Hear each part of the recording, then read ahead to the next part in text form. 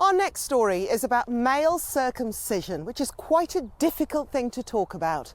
Whilst it can be carried out under medical grounds, it's also regarded as a rite of passage within some communities.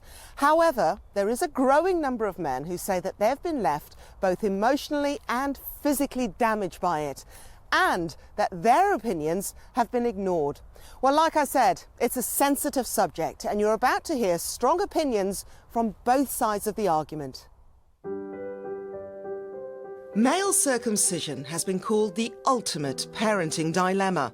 Here in Britain, it's largely confined to the Islamic and Jewish communities. But in America, it's common across the country, with over 1 million procedures carried out a year. That's around one every 30 seconds. But rates are falling both here and abroad as parents break with tradition and an increasingly vocal anti-circumcision movement emerges. Age 23, Alex took his own life. And it was only that day that I found out the extent of his suffering and that he'd had a circumcision. But boys don't tend to talk about such things. Certainly Alex wouldn't have. He was reserved. There are few figures to precisely know just how many men suffer from serious problems after a circumcision. But Ashley Humphreys from Loughborough says he's one of many. He was circumcised as a young boy. I didn't really say much on the way back home. I was in quite a lot of pain and discomfort. I don't think there was a lot of discussion there at all. Ashley has since been told he needed this procedure because he had a tight foreskin as a child. But he now questions if this was the right decision, as there are non-invasive alternatives to circumcision. Physically, it's had a massive impact on every element of life, really, from changing clothes to going to the toilet to just walking down the street, and the wear and tear of fabrics because of the stretching of the skin and the tearing. So, Ashley, how does it feel talking about this now? How do you feel? Because it's such an intimate subject. It is an intimate subject, and I believe by speaking out and talking my story that I can potentially save other babies from going through my own fate and my own suffering. While Ashley continues his personal battle, I'm meeting a mum from the East Midlands who says her son was circumcised without her consent. The procedure was carried out whilst her child was in the care of his Muslim grandmother. She's agreed to speak to me, but doesn't want to show her face. Just tell me what happened. So basically, I left my son in the care of his paternal family and the grandparents. It was supposed to be an Eid celebration, and basically they took him and got him circumcised without my knowledge and consent at a doctor's surgery. How did that make you feel? Angry. I felt like I'd let my son down because I trusted them. Even more so when he came back and I could see he was suffering. It was quite difficult. There are millions of men who are circumcised around the world. Your son has had the procedure. How do you feel about that? To be honest, upon looking into it and trying to help my son, I do believe there's thousands of parents out there that have subject the child to this and are watching the child suffer and are probably playing it down a little bit through guilt and through pride and family respect and culture and whatever reason.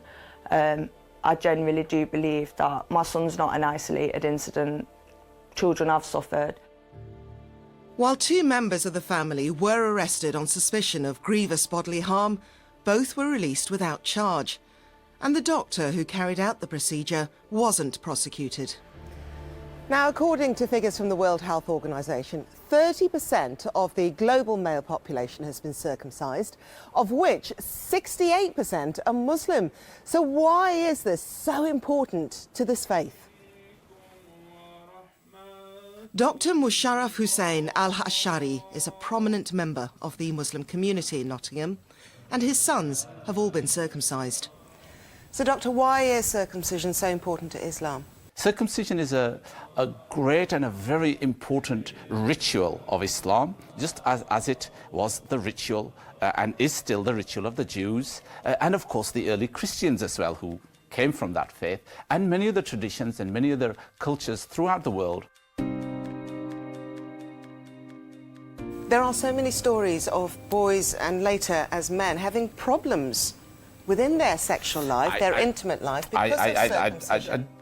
There is no medical and no physiological and anatomical sense in that idea. I would like to introduce you to Ashley. Ashley has had recurrent problems because of his circumcision.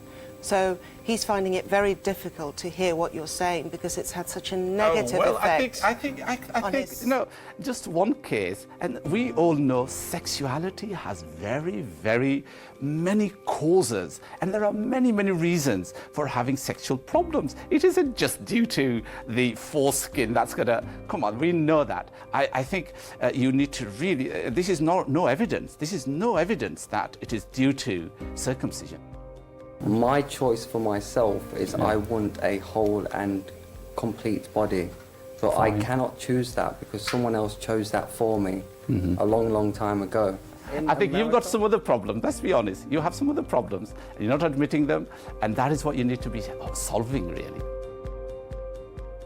I feel quite outraged towards what he said. Why? I don't like how he dismissed of all of the problems that people have, because there are many sufferers around the world, and it seems like we're all being silenced. Alex Hardy was another sufferer. Tragically, he kept quiet right up to the end. In 2017, he took his own life after complications with his circumcision. His mother, Lesley, feels it's essential that she now speaks out. I think we all know that men don't particularly tend to talk about their problems in the same way that girls do. But I think circumcision is a very much a taboo subject. I think we don't know much about it. I'm not qualified to say that circumcision is always bad, because it isn't. It certainly was in my son's case. And I think we need research. We need to look into the risks, what can really go wrong. David Smith runs a charity based in the Midlands. He offers help and support for sufferers like Alex. He also tries to encourage awareness and rational debate on the subject, but he says that can be difficult. For somebody who does want to speak out about this, what sort of opposition are they coming up against? Well, obviously mostly from the religious community, but this isn't a religious issue, this is a human rights issue. And it doesn't matter to us who inquires. As far as we're concerned, if somebody's got a problem, we don't ask who they are, but we think that everybody has a right to make the decision about their own bodies when they're old enough to do this. But opinions differ dramatically. Professor David Katz is chairman of the Jewish Medical Association and part of Milal UK, a Jewish campaign group promoting circumcision. Where do you sit with consent, a child's consent on having a medical procedure performed on them? A non-therapeutic procedure performed on them. I take the view that there are procedures that are performed on children, such as ear piercing, without the child's consent. There are medical procedures that are, of course, also performed without the child's consent. Immunization. Circumcision is a basic part of their identity as a Jewish man. It's something that they will identify with throughout their lives.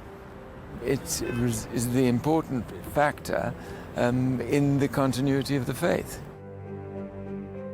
While there's no doubt circumcision is an important rite of passage for millions of boys around the world and remains a common medical procedure, there are now a growing number of people beginning to speak out about the potential problems it can cause. I now know that Alex isn't the only young man to have actually taken his own life following a circumcision that has left him in such pain. I'm in a better position than I was a year ago. A year ago, like I said, I was quite suicidal, and I need to be strong for myself and all the others out there who haven't spoken out or don't realise or are not brave enough yet.